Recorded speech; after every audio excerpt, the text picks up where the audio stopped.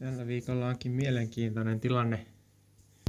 Täällä on poikasia, jotka on kasvaneet tällaisiksi parisenttisiksi jo. Vanhemmat pitää niistä edelleen huolta sillä tavalla, että jos ne näkee uhkaavan vaaran, niin ne puolustaa niitä. Ja niitä on se 20 poikasta tuolla edelleen niin kuin elossa. 30 mä en nyt ole tarkkaa lukua tiedä. Tällä hetkellä ne nyt ei ole ihan porukassa tuossa enää. Ne on alkanut aika vapaasti jo uimaan niin kuin aika kaukanakin porukasta. Mutta tuolla nurkassa niitä nyt on jonkin verran. Eli tässä on tosiaan tämä pariskunta kalojen kanssa. Ja niin kuin mä jo viimeksi taisin sanoa, niin näillä on kanssa poikue täällä. Ja nyt tänään ne on lähteneet uimaan. Ja tää on kyllä aina niin mielenkiintoista katsoa tätä touhua, kun ne kalat on, siis niillä on kestänyt joku viikon verta näillä kalan poikasilla, että niistä on tullut niinku tuollainen free swimming, eli vapaasti uivia. Mutta tänään se nyt on tapahtunut. Kutu on siis kuoriutunut jo se viikko sitten. Muutama päivä menee ennen kuin se kutukaan kuoriutuu. Mutta siinä on kyllä ihan isompi porukka. Sanoisin, että varmaan 50 poikasta. Katsotaan nyt, miten paljon niistä selviytyy. Tietysti myös mielenkiintoista on se, että miten mä pääsen näistä eroon näistä poikasista. Ja hyvä prosentti noista on kuitenkin selviytynyt noista edellisistä.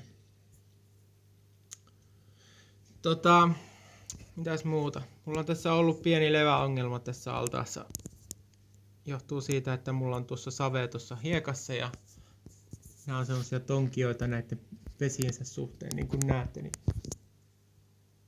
tuolla on hyvä kuoppa tätä lisääntymistouhua varten.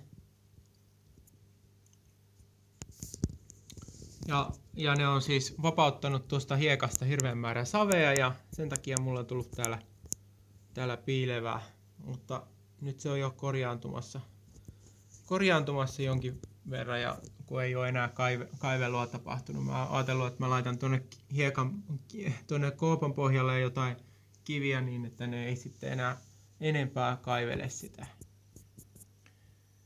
Mutta tosiaan tänä viikonloppuna on tällainen tilanne, että täällä on nyt 2 ikäisiä poikasia. Tällaisia parisenttisiä nuorukaisia ja sitten ihan pieniä vauvoja. Mäpäs laitan vielä tästä niin, että näkyy koko tää allas.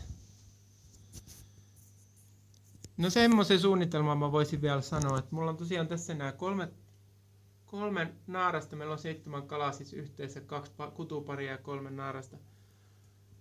Mä oon laittanut tähän tällaisen suojalevyyn. Siitä mä oon tainnut jo aikaisemminkin mainita, mutta tää suojalevy on toiminut ihan hyvin siinä mielessä, että nämä kalat pääsee hyvin karkuun. Niin kuin näkee, niin nämä kalat ei ole edes stressiväreissä nyt, vaikka ne tietää kyllä, missä niiden kannattaa olla.